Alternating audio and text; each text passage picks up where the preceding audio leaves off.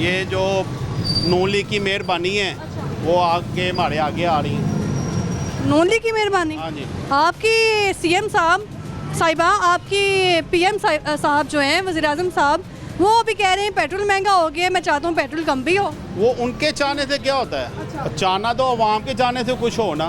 वो तो प्लान शुरू से दे रही हैं। मैं यही कल्पना रहा हूँ कि 4 साल हो गए मुझे इस बात पे बात करते हुए कि इनके जो से मैन्युफैक्चरिंग है ना, कि इनका थ्रीम होता है कि अवाम को सहूलतें आ देनी, कि घी सस्ता देंगे, आटा सस्ता देंगे, पेट्रोल सस्ता देंगे, सागदार साहब आएंगे, डॉलर नीचे आएगा।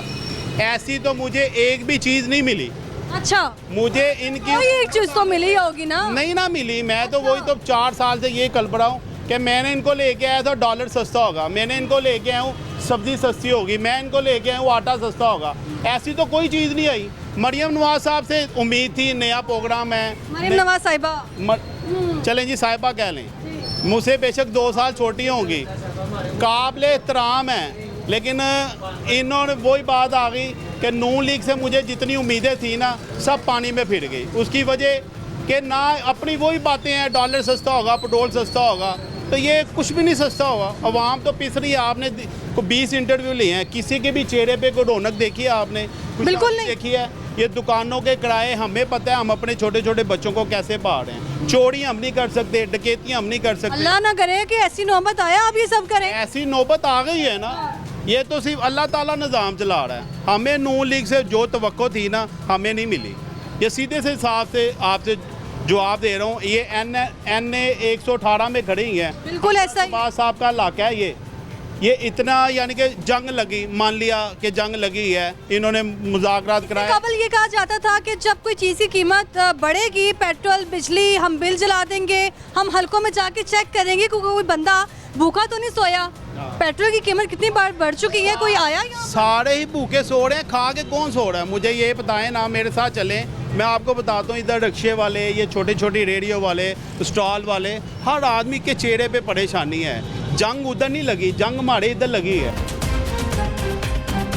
हम अपनी अवाम से, अपनी हुकूमत से जंग लड़ रहे हैं। वो तो जाहिर है कि यार वो उनकी जंग लगी है, वो मर रहे हैं।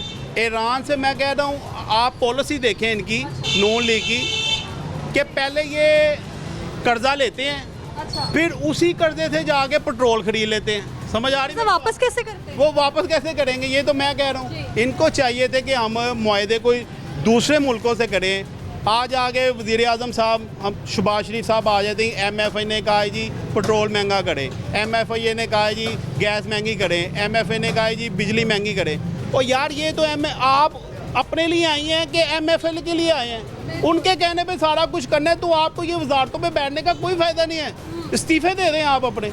आप कह रहे हैं जी मैं गैस पूछूंगा। अच्छा, ये दुकान से सारा स्टॉक पिया है, तो मैंने दसो कि सारा स्टॉक ते पेट्रोल की वजह तो महंगा हो गया होने। हर चीज़ ही महंगी। ये मैं आपको बताऊं, एक ये प्रोडक्शन थी 350 रुपये की, 350 की। ये हम बेचते थे 500 साढ़े 500 की। अब ये पीछे ही 700 रुपये की है। अब जो कस्टमर को मैंने ये 500 रुपये की बेची है ना, वो मुझसे कभी भी ये 700 रुपये की नहीं लेगा। बिल्कुल समझ आ रही है? लॉजिक वाली बात है। अगर जो मैं भी ये लेके गया हूँ ना 300 रुपये की, तो मैं दोबारा 500 नहीं दूंगा। अब वो भी सही है कि पीछे पेट्रोल है, हर चीज़ ही महंगी है, लेकिन इस चीज़ को कंट्रोल किसने करना है? मैंने तो नहीं करना। वज़ीर आला मैं तो नहीं हूँ, वज़ीर आज़म मैं तो नहीं हूँ।